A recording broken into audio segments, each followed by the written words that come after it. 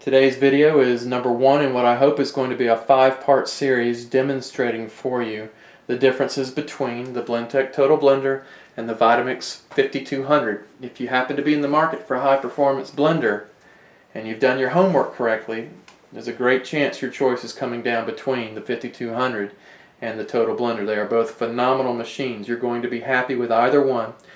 The ultimate goal of the videos is not to crown a champion. I'm not trying to determine which one is better. What I want to do is point out the subtle differences between the two, and maybe you will pick out differences that steer you toward one or the other. My goal is for you to find the best one for you. And hopefully we can accomplish that through these 5 videos. Today's is going to attempt to determine if there's any significant power difference between the two machines. And the way I've chosen to do that is to do a vegetable juice or a smoothie. Now this is not a recipe out of either book. You're not going to find this in the Vitamix recipe book nor the Blendtec. This is just a set of ingredients that I've chosen that I happen to like, that I hope will put these machines to the test, which is the goal of the video. Now if I were using the Blendtec recipe book, it's going to tell me exactly what ingredients to load in the jar and exactly which pre-programmed blend cycle button to use. And if I do that, I'm going to get a perfect result every time using these pre-programmed blend cycles. But if you're using your own recipe, you may not want to use the blend cycle buttons. You also have the ability to operate the machine manually with the speed up and speed down buttons. The Vitamix is completely manually controlled. So in my opinion, the best way to determine if there's any power difference is to use the exact same ingredients in both machines, run them for the exact length of time on the exact same speeds, or as close to the same speeds as we can possibly determine. And to do that, I'm going to use the manual controls with the Blendtec. Now I've seen plenty of Blendtec versus Vitamix videos online. You probably have too. Not all of them, in my opinion, are doing the consumers any favors. There's a lot of misuse in these comparisons. Not every video shows the correct way to use the machine. They're not using similar ingredients. They're not using the tools that come with the machines. I've seen them both run simultaneously on the same outlet. You cannot do that and get satisfactory results with these machines. These two machines together on high speeds are pulling close to 25 amp. There's no standard kitchen outlet that's going to be wired for 25 amps. You're going to have either 15 or 20 amp circuits in most kitchens.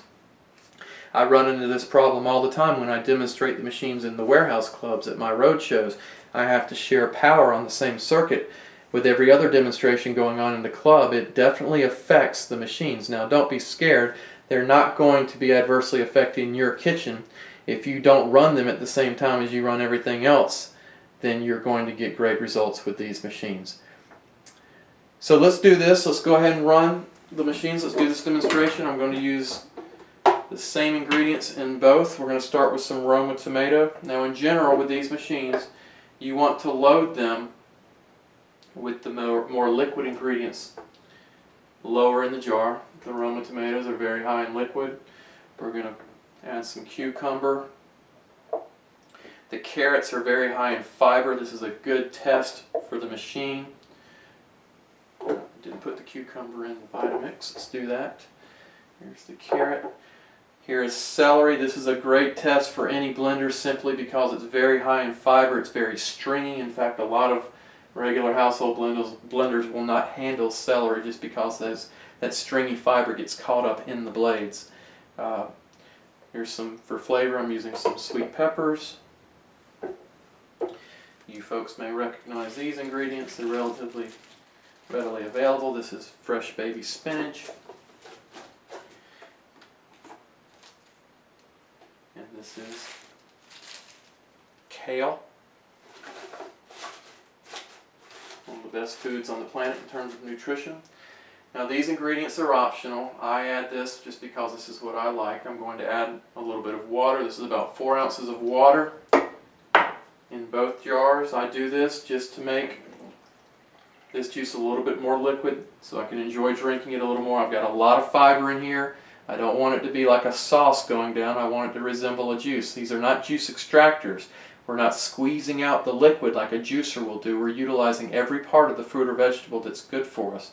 So I want to make this a little bit more liquid to coincide with all the fiber we're getting as well. I'm going to season it with a little black pepper.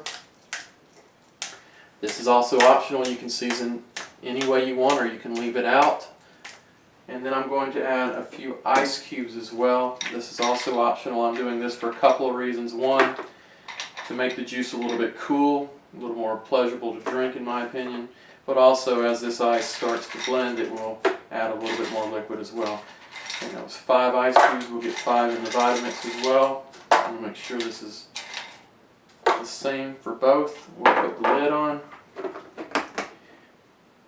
And we'll start the machine. Now, how long we run this test is completely up to us. We could do a 10-second test. We could do a 30-second test. We could run these machines for 2 minutes, 3 minutes if we wanted to. It doesn't matter as long as we run them both for the same length of time. Now, if I'm running the machine manually on the Blendtec, it will stop after 50 seconds, 50 seconds. If I wanted to stop it before then, I could. If I want to run it longer than 50 seconds, I would just start it up again. The Vitamix, you start yourself, you pick your speed, you run it any length of time you want, and then you stop it yourself. Because the Blendtec will stop in 50 seconds, we'll just use that as our arbitrary length of time to do this test. I don't have to stop it, it will stop on its own, but I do need to hold the speed up button down to get to the speed I want. And I want to run this as fast as it will go because that's what we'll be doing on the Vitamix. That's speed 10. So let's go ahead and do this test. If there's any significant difference after these machines stops, we should be able to tell when we pour the results in these glasses.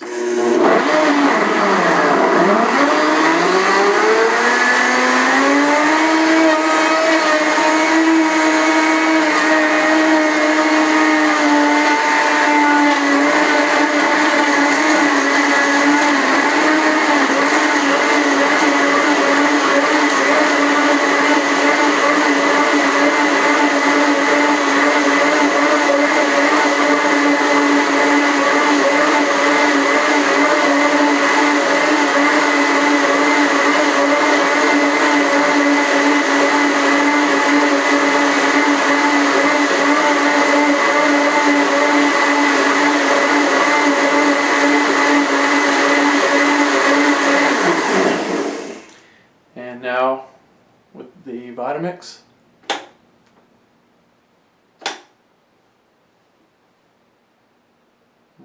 just bear with me, I'm getting my timer set and we'll start it.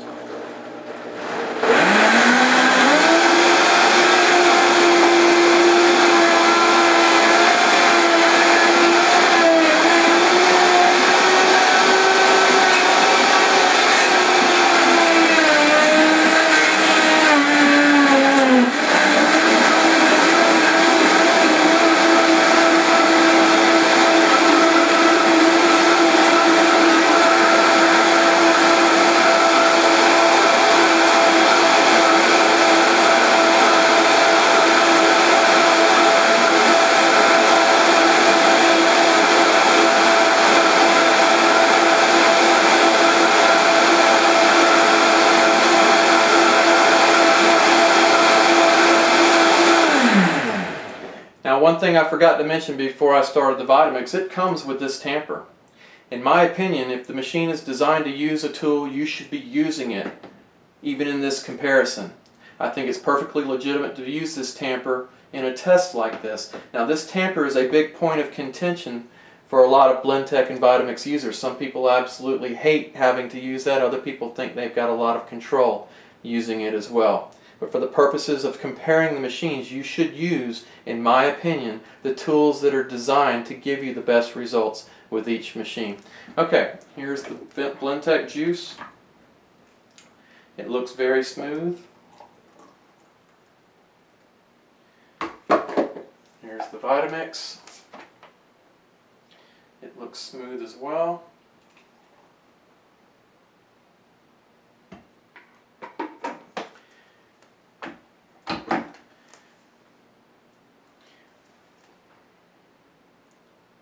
Blendtec, Vitamix, I don't know if you can discern any difference. Just in looking at them, you may have to take my word for this, I do not notice any difference. Bear with me, I'll try them. The Blendtec is thick but very smooth. The Vitamix, thick and smooth as well. Honestly, I cannot tell any difference between the two. They're both great. No discernible power difference as far as the results go. Please check back for the remainder of the videos in this series. This is Jonathan with BlenderDude.com. Have a good day.